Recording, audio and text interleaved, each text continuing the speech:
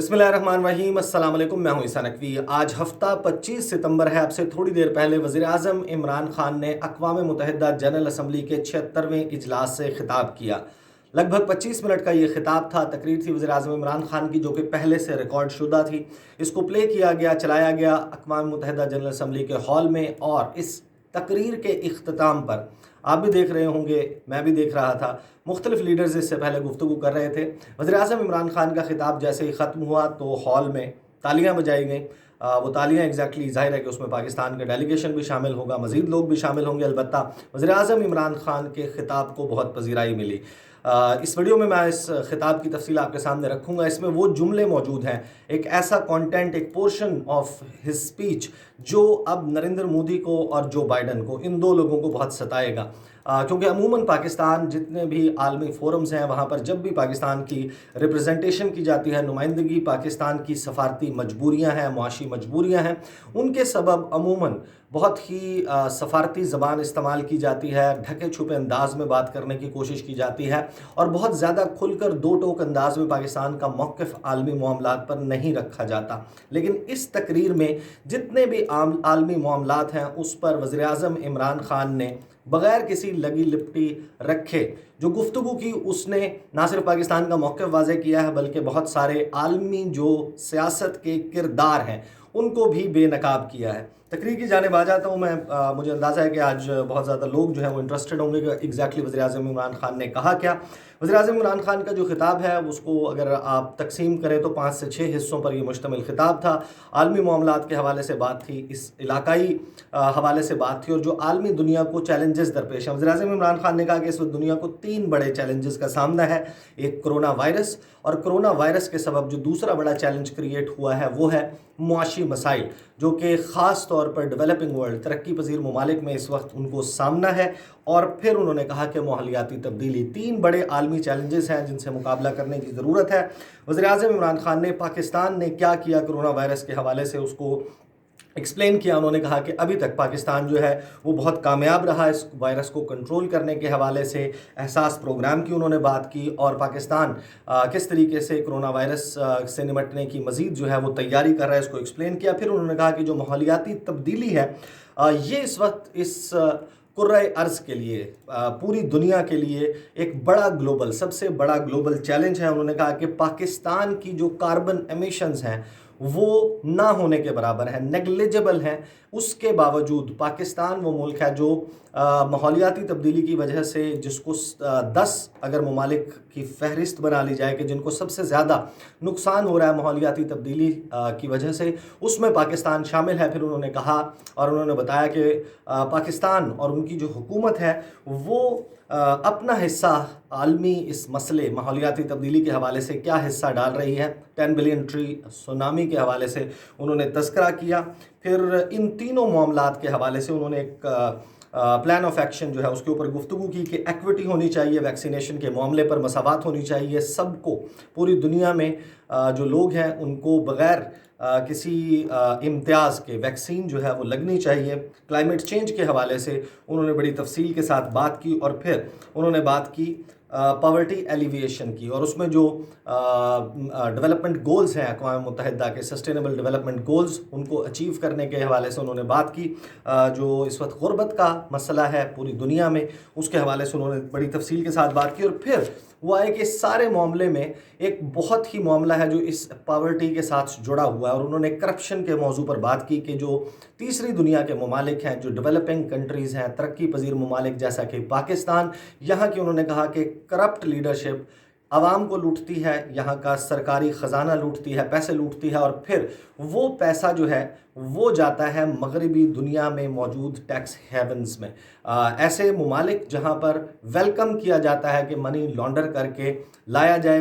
मालूम होता है मगरबी ममालिक को कि ये करप्शन का पैसा है, उसके बावजूद उसको इजाज़त दी जाती है। और उन्होंने कहा कि जो इस वक्त इलिसिट फाइनेंशियल फ्लोज़ हैं, जो गैर कानूनी तौर पर पैसा थर्ड वर्ल्ड कंट्रीज से, डेवलपिंग कंट्रीज से डेवलप्ड कंट्रीज़ की जानब जाता है, इस वक्त उन्होंने कहा एक मोहतात अंदाजे के मुताबिक तकरीबन $7 ट्रिलियन की रकम जो है वो इन ममालिक में मौजूद है।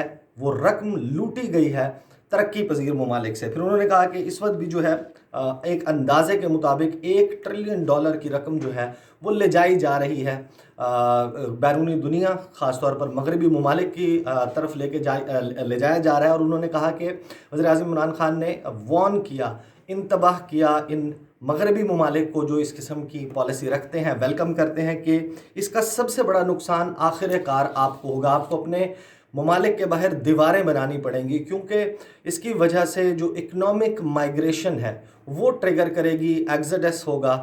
بہت سارے لوگ جو ہیں وہ اپنے ملکوں میں غربت کے سبب اور روزگار نہ ہونے کے سبب کوشش کریں گے کہ کسی طریقے سے ان ممالک میں جائیں جہاں پر معیشت بہتر ہے، اور وہ معیشت دراصل جو ہے وہ چل رہی ہے انہی کے پیسے سے جو ان سے لوٹ کر لے جائے گا۔ تو بڑی تفصیل سے انہوں نے اس معاملے کو ایکسپلین کیا۔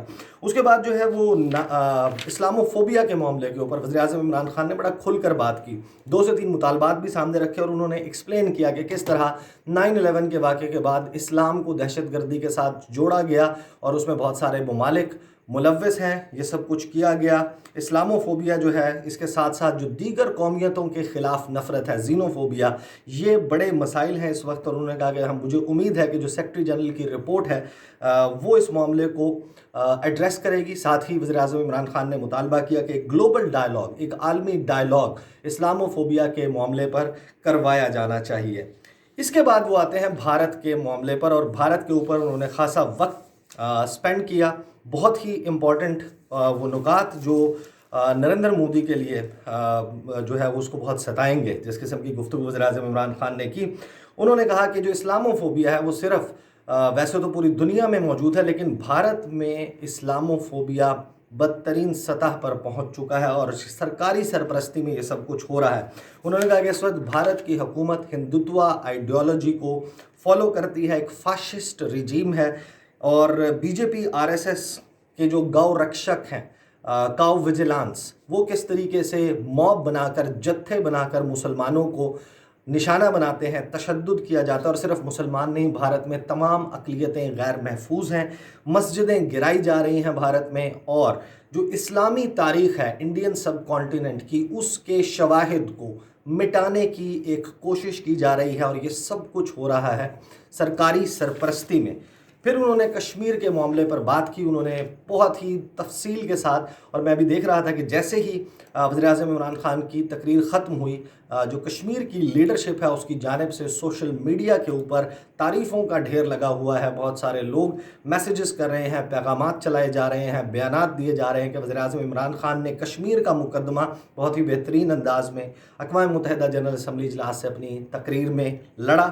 انہوں نے پورا ایکسپلین کیا جو اس وقت کشمیر میں صورتحال چل رہی ہے، کہ سینکڑوں کشمیریوں کو جس طریقے سے مارا گیا، سرچ آپریشنز کے نام پر جس طریقے سے کلیکٹیو پنشمنٹ جو ہے وہ سزا دی جا رہی ہے تمام کشمیریوں کو، اس کے حوالے سے وزیر اعظم عمران خان نے بتایا کہ ہم ڈوسیئر جو ہے وہ سامنے لائے ہیں، مظالم کیے جا رہے ہیں کشمیریوں پر، اور آبادیاتی تناسب میں تبدیلی جو ہے وہ اس کی کوشش کی جا رہی ہے۔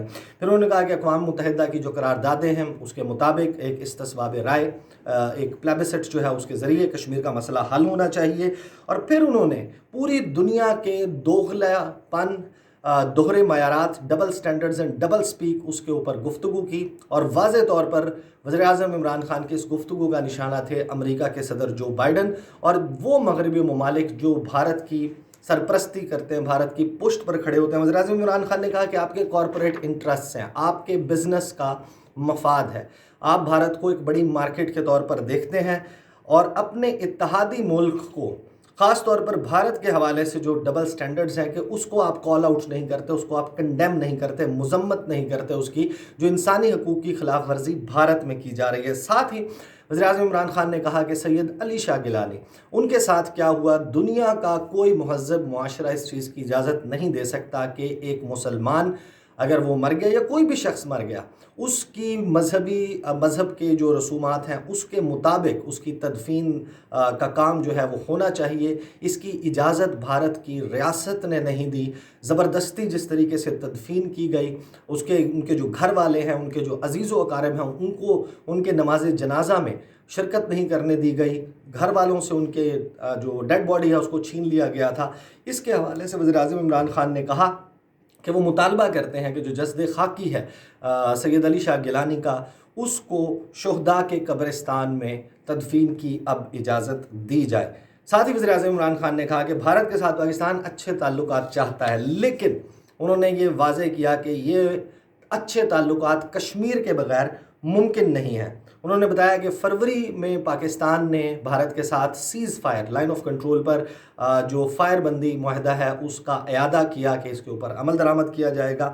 پھر انہوں نے کہا کہ لیکن بھارت پر منحصر ہے کہ وہ کنڈیوسو انوائرمنٹ بنائے، ایسا ماحول بنائے جس میں مذاکرات ہو سکیں۔ وزیر اعظم عمران خان نے کہا کہ میننگ فل اور رزلٹ اورینٹڈ، اس کے بغیر کسی بھی قسم کے مذاکرات کا کوئی فائدہ نہیں ہے بھارت کے ساتھ۔ اگر تو وہ معنی خیز اور نتیجہ خیز مذاکرات کے لیے بھارت تیار ہے تو بھارت سے امن کے لیے بات چیت ہو سکتی ہے۔ اس کے لیے بھارت کو کشمیر میں مظالم کا خاتمہ کرنا ہوگا، اور جو وہاں پر اس نے غیر قانونی اور یک طرفہ اقدامات کیے ہیں ان کو واپس لینا ہوگا۔ پھر انہوں نے بھارت کی ملٹری پوسچرنگ کے اوپر بات کی، جس طریقے سے بھارت کی جانب سے اسلحے کی خریداری کی جا رہی ہے اور اسلحے کی ایک دوڑ کا آغاز ہو رہا ہے اس ریجن میں، اور پاکستان اور بھارت کے درمیان جو اسٹریٹجک بیلنس ہے، جو توازن ہے، اس میں بہت زیادہ بگاڑ پیدا ہو رہا ہے۔ انہوں نے کہا کہ یہ بہت بڑا مسئلہ ہونا چاہیے، اس مسئلہ جو ہے وہ بن سکتا ہے اور پوری دنیا کے لیے یہ مسئلہ ایونچولی جو ہے وہ خطرناک ہوگا۔ پھر وہ آتے ہیں افغانستان کے معاملے پر۔ یہاں پر وزیر اعظم عمران خان جو ہے ان کے تیور جو ہے وہ دیکھنے والے تھے کہ کس طریقے سے وزیر اعظم عمران خان نے بہت سارے ممالک کو، لیڈرز کو ایکسپوز کیا، نہ صرف امریکہ کے پولیٹیشنز کو بلکہ یورپ کے پولیٹیشنز کو انہوں نے کال آؤٹ کر کے نام لے کے انہوں نے کہا کہ امریکہ اور مغربی ممالک کے میں کچھ سیاست دانوں کو آج کل دیکھ رہا ہوں کہ افغانستان کی صورتحال کا پاکستان کو ذمہ دار قرار دیا جا رہا ہے، الزام لگایا جا رہا ہے کہ پاکستان ذمہ دار ہے افغانستان میں جو کچھ ہو رہا ہے۔ وزیر اعظم عمران خان نے واضح طور پر چند باتیں کی، وہ میں آپ کے سامنے رکھ دیتا ہوں۔ انہوں نے کہا کہ سب سے زیادہ نقصان پاکستان کا ہوا، پاکستان نے مغرب کے کہنے پر پاکستان سے کروایا گیا، مجاہدین کو ٹریننگ دلوائی گئی کیونکہ وہاں پر اس وقت فورن آکوپیشن چل رہی تھی۔ کہا گیا کہ آپ جہاد کر رہے ہیں، یہ ایک ہولی کاز ہے، یہ ایک ایسا مقدس مقصد ہے جس کے لیے آپ نے کام کرنا ہے۔ اور پھر انہوں نے بتایا کہ یہی مجاہدین تھے، ان کو رونلڈ ریگن نے دعوت دی، وائٹ ہاؤس بلایا، ان کی خاطر تواضع کی اور انہیں کہا گیا کہ آپ ان کو تشبیہ دی امریکہ کے جو فور فادرز ہیں، امریکہ کو ماڈرن ڈے امریکہ کو بنانے والے، ان کے ساتھ تشبیہ دی کہ آپ تو ان جیسے ہیں۔ انہوں نے کہا یہی لوگ تھے، ان کو آپ چھوڑ کر چلے گئے، کیا ہوا اس کا نتیجہ؟ 5 ملین 50 لاکھ پناہ گزین جو ہیں وہ پاکستان آئے۔ انہوں نے کہا کہ جس وقت یہ چیزیں تبدیل ہوئیں اور دہشت گردی کے خلاف جنگ کا آغاز 9/11 کے بعد کیا گیا، پاکستان نے عالمی برادری کا حصہ ہونے کے ناطے اس جنگ میں جب حصہ جو ہے وہ حصہ دار بنا، اس کا نتیجہ یہ ہوا کہ ہم پر کولیبوریٹر کہہ کر کے ہم معاون ہیں، ہم سپورٹر ہیں، ہمارے اوپر حملے شروع ہو گئے۔ کولیٹرل ڈیمیج جو ہے، جب بھی پاکستان کی آرمی جاتی ہے، کوئی بھی دنیا کی آرمی جائے، وہاں پر جو ہے وہ نقصان ہوتا ہے، تو اس کا بھی مینشن کیا وزیر اعظم عمران خان نے۔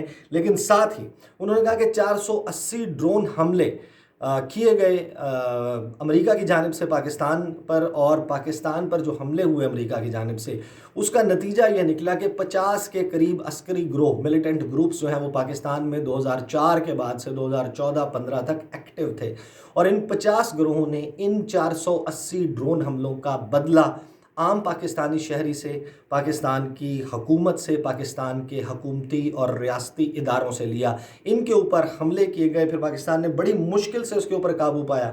ایک چیز بہت ہی امپورٹنٹ وزیر اعظم عمران خان نے کہی، انہوں نے کہا کہ ایک وقت ایسا آیا تھا پاکستان پر اس تمام ایپیسوڈ کے اس دوران کہ جس وقت ہمیں لگتا تھا کہ اس ملک کا کیا ہوگا، یہ ملک بچ بھی پائے گا یا نہیں بچ پائے گا، پاکستان کا مستقبل کیا ہوگا۔ انہوں نے کہا کہ اگر پاکستان کی آرمی اور انٹیلیجنس ایجنسیز نہ ہوتی، جس کو انہوں نے واضح طور پر کہا کہ وہ دنیا کی بہترین آرمیز، پروفیشنل آرمیز اور ایجنسیز میں سے ہیں، تو شاید پاکستان نہ بچ پاتا۔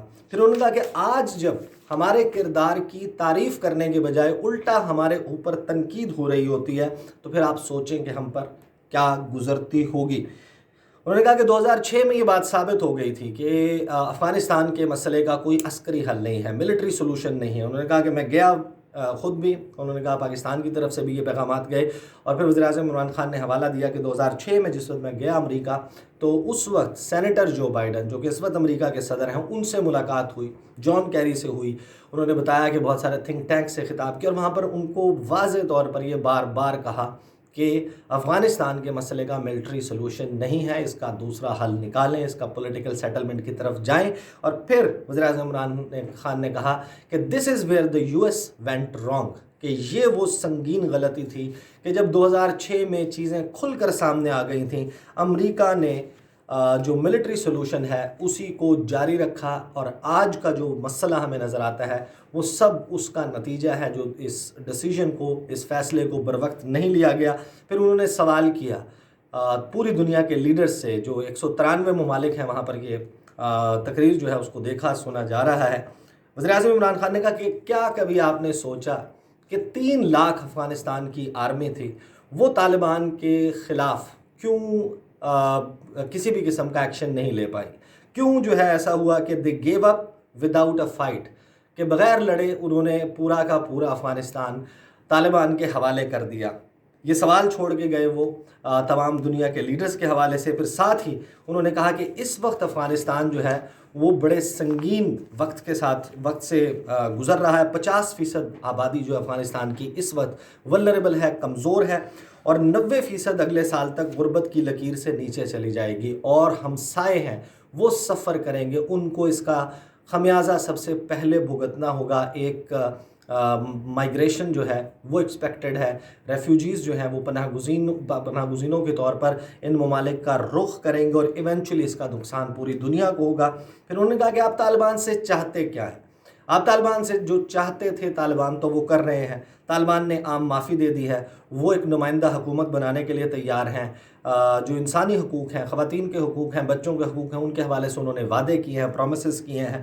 تو یہی تو وہ شرائط تھیں جن کے بنیاد پر امریکہ اور طالبان کے درمیان مذاکرات ہوئے. تو جب یہ سب کچھ ہو رہا ہے اور جو ہے وہ طالبان جو ہے وہ دنیا کے ان معاملات کے اوپر مطالبات ماننے کے لیے تیار بھی نظر آتے ہیں, تو پھر کس بات کی جھجک انسینٹیوائز کیا جائے کہ اگر طالبان ان وعدوں کی پاسداری کرتے ہیں اور ان وعدوں کے تحت اپنے نظام کو چلاتے ہیں تو پھر اس میں کیا چیز ہے حائل جو کہ پوری دنیا کو روک رہی ہے کہ اس حکومت کو جو اس وقت موجود ہے افغانستان میں اس کو سپورٹ کریں, اس کو سٹرینتھن کریں, مضبوط کریں, یہ الفاظ استعمال کیے, اور اس سمت میں چلا جائے. یہ گفتگو کی وزیر اعظم عمران خان نے تمام عالمی جو بڑے معاملات ہیں اس پر کھل کر پاکستان کا موقف سامنے رکھا.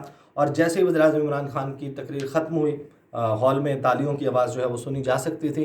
ظاہر ہے کہ یہ معاملہ یہاں رکنے والا نہیں ہے. وزیر اعظم عمران خان کے خطاب کے بعد نریندر مودی کا خطاب ہونا ہے آج, اور وہ اپنے خطاب میں کیا ان باتوں کے کوئی جواب دینے کی, اس کی کوئی توجیہ گھڑنے کی, کوئی جواب اپنے طور پر کوائن کرنے کی کوشش کرتے ہیں یا نہیں, اس خطاب کو بھی میں دیکھوں گا. اور ایک رائٹ آف رپلائی ہوتا ہے اقوام متحدہ میں, کوئی بھی ملک اس کے حوالے سے اگر کوئی بات کہی جائے تو پھر آنے والے سیشنز میں اس ملک کے پاس یہ حق موجود ہوتا ہے کہ وہ رائٹ آف رپلائی یا رائٹ آف کریکشن جو ہے اس کو استعمال کرے اور اس کا جواب دینے کی کوشش کرے. اور پھر جو ہے جواب الجواب کا سلسلہ بھی شروع ہو جاتا ہے کہ اگر پھر پاکستان کو لگتا ہے کہ وزیر اعظم عمران خان کے خطاب پر کوئی ایسی بات کی گئی ہے جو کہ فیکٹس کے منافی ہے تو پھر اس کا جواب پاکستان کی طرف سے. تو یہ سلسلہ جو ہے وہ اگلے کئی روز تک چلتا رہے گا, اس کو فالو کرتا رہوں گا. 2 بہت امپورٹنٹ ڈیولپمنٹس آنے والی ویڈیو میں کوشش کروں گا, ایک ویڈیو میں اگر تھوڑا سا سبسٹنس کیونکہ زیادہ ہے, ہو سکتا ہے کہ 2 علیحدہ ویڈیوز کروں. مجھے اندازہ ہے کہ آج کل ویڈیوز کی تعداد بڑھ گئی ہے. سیٹ بیلٹس جو ہیں وہ باندھ کر رکھیں. نریندر مودی اور جو بائیڈن کی ملاقات اور کوآڈ سمٹ, 2 چیزیں ہو چکی ہیں, بہت ہی اہم, ان کے اوپر انشاءاللہ بات کروں گا. اگلی ویڈیو میں آپ کے ساتھ ملاقات ہوگی. مجھے اجازت دیجیے, اللہ حافظ.